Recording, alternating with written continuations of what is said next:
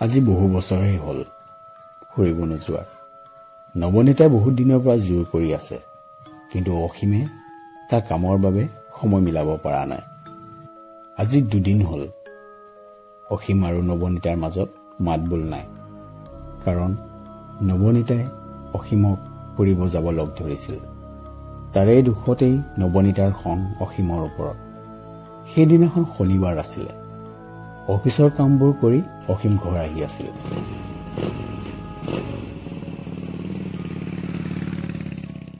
আহোঁতেই ৰাস্তাতে সোমাই বজাৰখিনি কৰি ললে। ঘৰ গৈ পালেগৈ অসীম। বস্তুবোৰ ৰাখি মুখ হাতবোৰ ধুই ললে। কোঠাত সোমাই দেখে নৱনীতা এতিয়াও মুখ উফন্দাই বহিয়েই আছে। সেয়ে সি হাঁহি হাঁহি মাত দিলে। মাত দি তাইক সুধিলে ক'ত ফুৰিব যোৱাৰ মন। তাৰ কথা শুনি যে নৱনীতা আনন্দত জঁপিয়াই উঠিল। বহুত ভাবি চিন্তি সিহঁতে ঠিক কৰিলে ফুৰিব যোৱা ঠাইখিনিৰ। অভিনাশে ফাইনেলি এসপ্তাহৰ ছুটি পাইছে। সেই ছুটিৰ সুযোগতেই সি ফুৰি অহাটো ভাল হ'ব বুলি ভাবিলে। অহাকালিলৈ সিহঁতৰ বাছ আছে।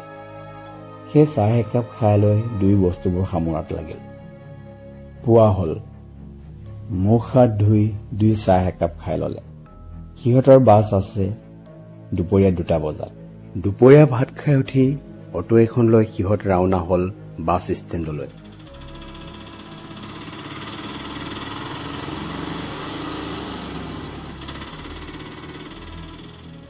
ফাইনেলি সিহঁত গৈ বাছ ষ্টেণ্ড পালেগৈ।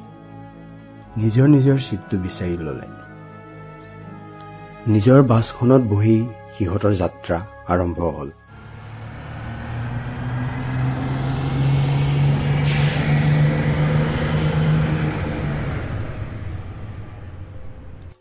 ফাইনেলি গৈ সিহঁত পালেগৈ। পিছদিনা পুৱাই দুই ওলাল ঠাই চাবলৈ। ইটো সিটো কৰি গোটেই দিনটো বহুতো বস্তু চালে। সময় সম্ভৱ আবেলি 4টা বাজিছিল। ঘূৰি ঘূৰি সিহঁত পাৰ্ক এখনত সোমাল।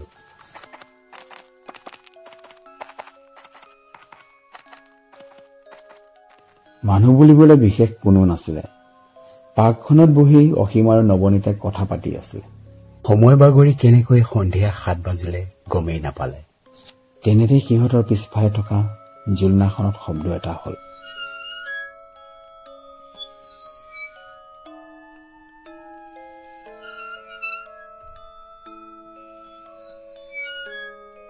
দুয়ো ঘূৰি চালে। সেইবোৰ বাদ দি কথা পাতি পাতি অসীম আৰু নৱনীতা এখোজ দুখোজকৈ পাৰ্কখনৰ ভিতৰলৈ আগুৱাই গ'ল।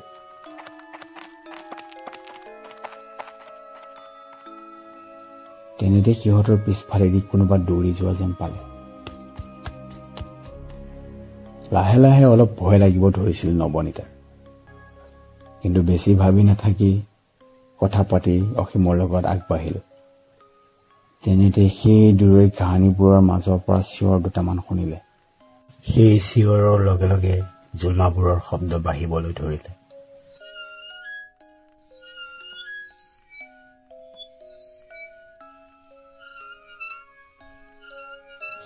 ভয়ে ভয়ে জোলনাখনৰ ফালে চালে।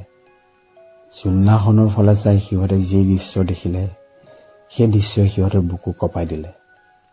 এনেকুৱা লাগিছিল বহুতো ল'ৰা ছোৱালী সেই জোলনাবোৰত খেলি আছে। ভয়ত কঁপিবলৈ ধৰিছিল দুয়ো।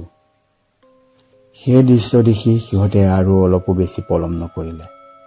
খৰখেদাকৈ তাৰ পৰা ওলাল। তেনেতে পিছফালৰ পৰা চৰাই এটাই মাত দিলে।